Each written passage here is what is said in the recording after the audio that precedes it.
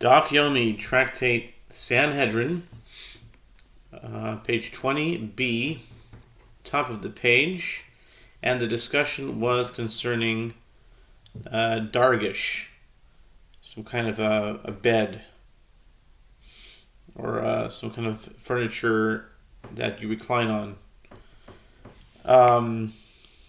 A sofa or something like that, a chair. Anyway, sirugo mitocho mita sirugo ma me'alagabe. So, Rabbi Yochanan says the difference between a bed and a dargish is this: a dargish has, on top of 20b, has its weaving on the inside, and that the straps woven to hold the bedding are tied in holes inside the bedpost, while a bed has its weaving on the outside in that its straps are tied around the posts. Meisve klei eitz me'ematai mekablin tuma hamita ve'arisa shemeyufem mishesh shufem be'or hadag ve'i mita mesoya osimyan gaba lama li shipas or hadag ela ha מתוכו מיטה עולה והפוקה בביזיוני דרגש עולה והפוקה באבקתה. The Gemara raises an objection from the Mishnah, Kalim 16:1. From when are wooden vessels considered complete and susceptible to impurity? In the case of a bed or a crib, this happens once they are rubbed with fish skin, which smoothens the wood. The Gemara asks, and if a bed is woven on its back side, as Rabbi Yochanan claimed, why do I need rubbing with fish skin? Doesn't the weaving cover the smooth part of the bed? Rather, instead of Rabbi Yochanan's explanation, say that the weaving of both this and that, a dargish and a bed, is on its inside, and the difference between them is that on a bed, the straps go in and out of holes on the posts, whereas on a dargish, they go in and out of loops. Amar Rabbi Yaakov, Amar Rabbi Yehoshua ben Levi, halacha k'Rabbi Shimon ben Gamliel. Amar Rabbi Yaakov bar Ami, mita shenaklitia yotzin zokva v'dayo. Rabbi Yaakov says that Rabbi Yehoshua ben Levi says the halacha is in accordance with the opinion of Rabbi Shimon ben Gamliel that a mourner is not required to overturn a dargish, but only to untie the straps around its posts to let it fall on its own. In connection with this matter, Rabbi Yaakov bar Ami says, in the case of a bed whose posts, naklitim, on which the canopy is spread, extend, meaning that they are very long, so that the bed will remain high off the ground even if it is overturned, the mourner stands it up in the time of mourning, and that is sufficient. And now we start a new Mishnah. New Mishnah. The Mishnah says, "Umotzi lemelchemes harishus al pi beis din shel shivim ve'echad, uporetz la'asot lo derech ve'en memache biyado. Derech hamelech en lo shi'ur v'chol ha'am bo zizin ve'nois din loi v'hu noitil chelek b'roish." The Mishnah says, and the king brings out people for conscription in an optional war, meaning a war that is not mandated by the Torah and is not a war of defense, on the basis of a court of 71, and breaches fences of anyone in his way to create a pathway for himself for his various needs, and no one can protest his power. The pathway of the king has no measure, neither lengthwise nor widthwise, and one cannot protest that this pathway is wider than necessary. and all the people take spoils in war, and give them to him, and take the first portion of the spoils. And now the Talmud, the Gemara says, Tanin echad zimna ein motzin lechemes reshus el al pi beis din shel 71. Ay diditane kol miled melech tananami motzin lechemes reshus. The Gemara says we already learned this on another occasion in the Mishnah 2a, and the king may bring out the nation to an optional war only on the basis of a court of 71 judges. Why did the Mishnah need to repeat it here?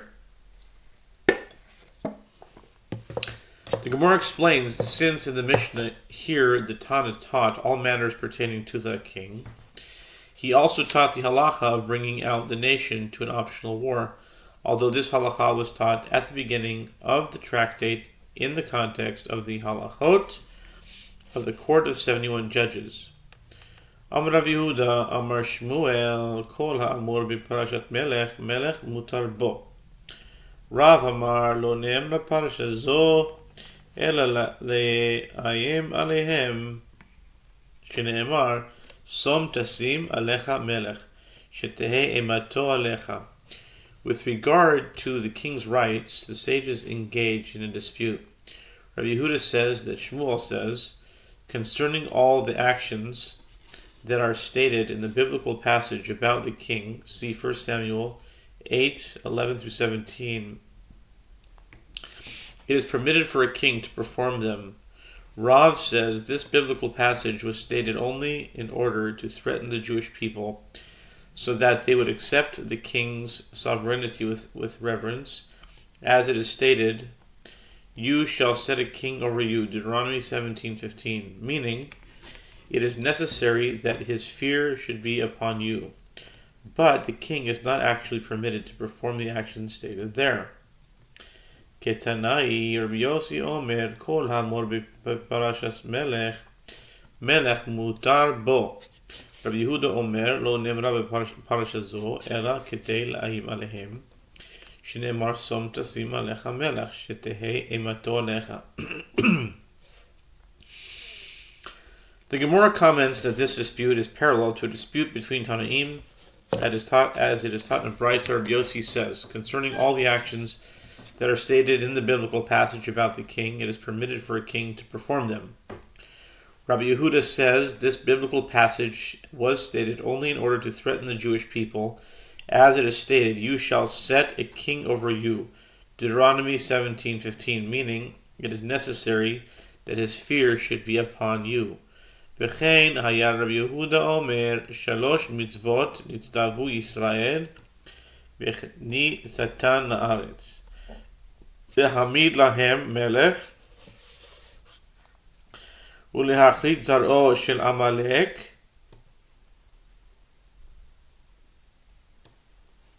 ולבנות להם בית הבחירה.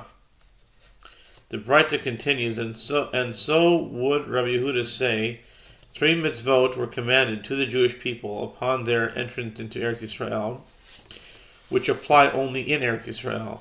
They were commanded to establish a king for themselves, see Deuteronomy 17:14-15, and to cut off the seed of Amalek in war, see Deuteronomy 25:17-19, and to build the chosen house, the temple, in Jerusalem, see Deuteronomy 12:10-12. Rabbi Nehurai Omer, Lo nemra parasha zo ela keneged taromatan, shneimar ve'amarta asima alai melech.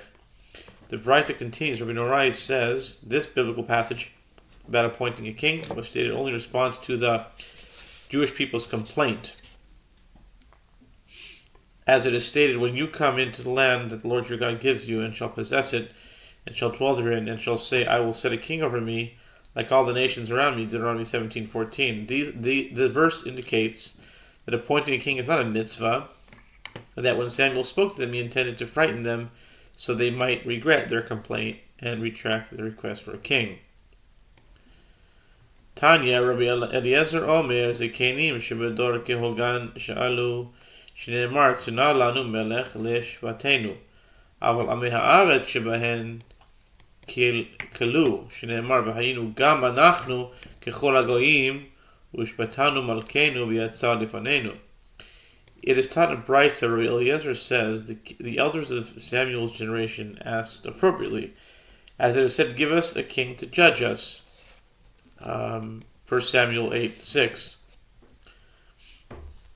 Since they wanted a steady leader in a place of Samuel, but the ignoramuses among them ruined it. As they said, but the people refused to heed the voice of Samuel, and they said, no, but there shall be a king over us, that we may be like all the nations, and that our king may judge us and emerge before us and fight our battles. 1 Samuel 8:19 and 20. Okay, continuing here. Right along.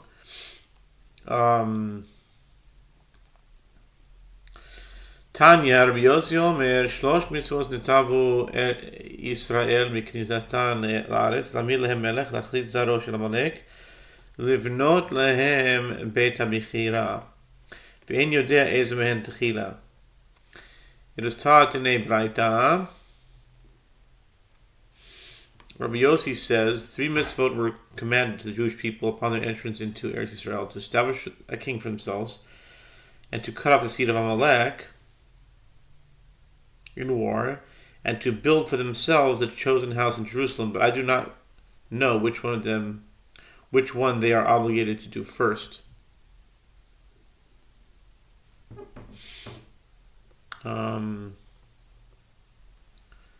I don't know why he would say that, because the house in Jerusalem was that came later, much later. It was Shiloh first, right? Anyway, let's continue. Keshu omer ki yad al kesya milchama la b'Amalek, havi omer lehamir lahem melech techila. Ve'en kisei ela melech. Shneimar,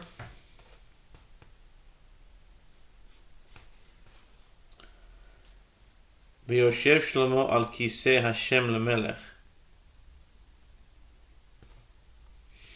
When the verse states, the hand upon the throne of the Lord will have war with Amalek from generation to generation, Exodus 17:16, you must say that this means that they are obligated to establish a king for themselves first before waging war with Amalek. And the verse interpreted is as follows: throne of the Lord is nothing other than a symbolic name for a king. Ein kiseh el hamelech. As it is stated, then Solomon sat on the throne of the Lord as king. V'yashev Shlomo al kiseh Hashem lemelech. 1 Chronicles 29:23, indicating that a king sits on the throne of the Lord. That's interesting. Ve'adayin ein yodea im livnot lahem beit b'chia techila, או להחליט זרעו של עמלק תחילה. כשהוא אומר והניח לכם מכל אויביכם, והיה מקום אשר יבחר השם, הביאו מלאך לזרעו של עמלק תחילה.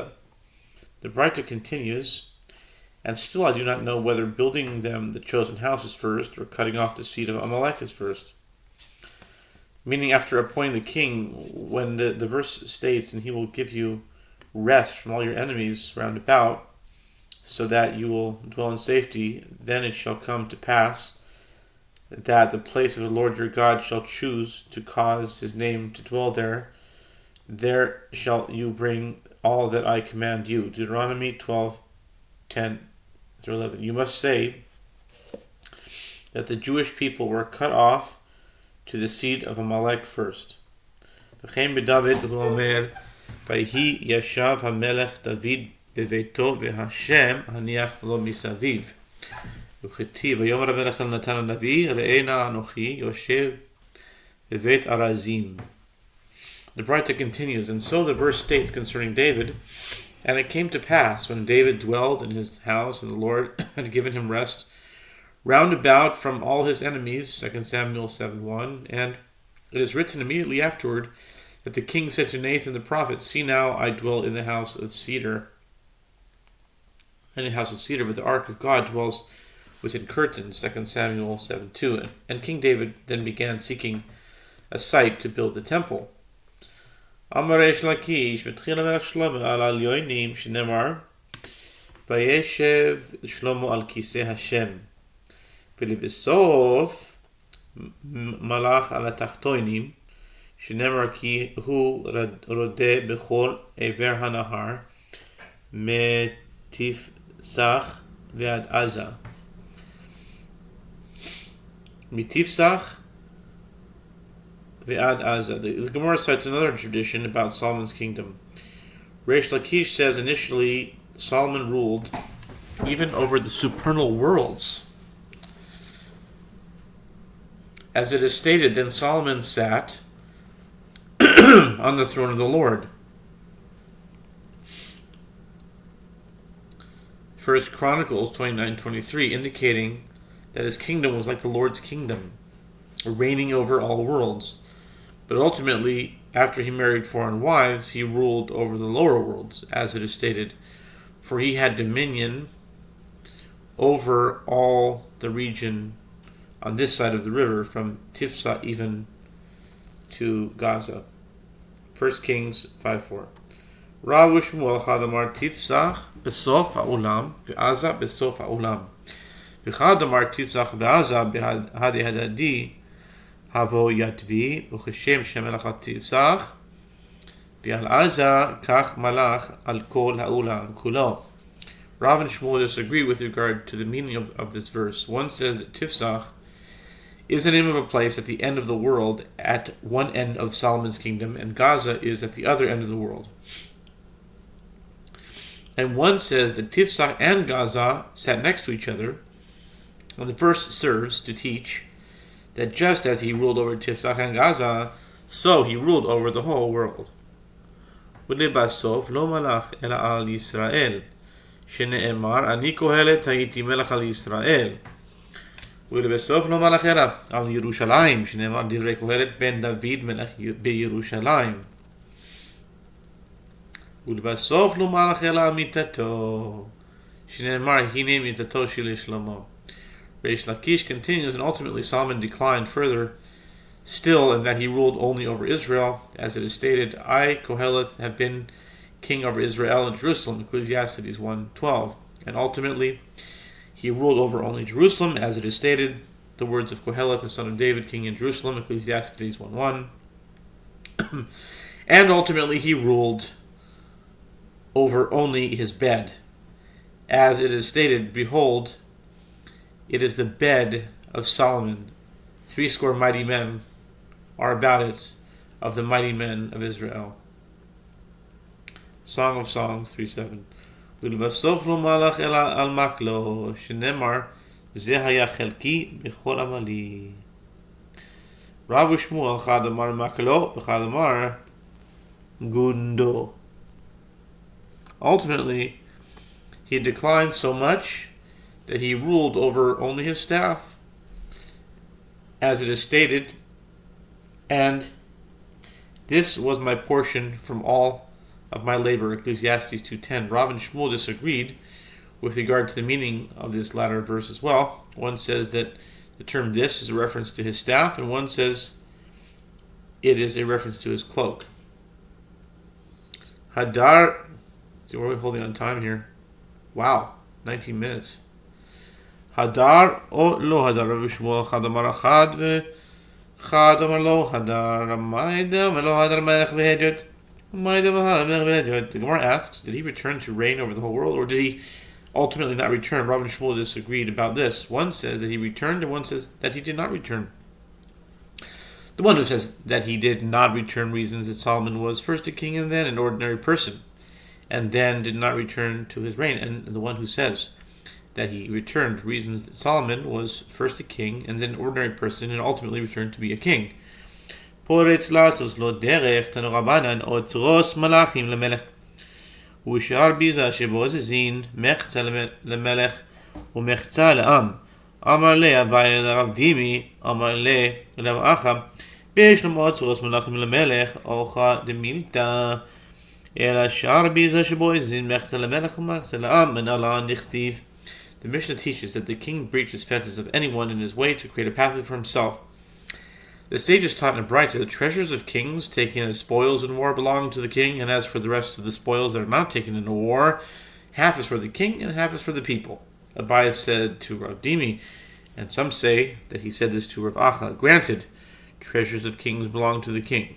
This is the typical manner of kings, as it is fitting that the king should use the treasures of the king as he conquers, but with regard to the rest of the spoils that are taken in war, where half is for the king and half is for the people, from where do we derive this halacha?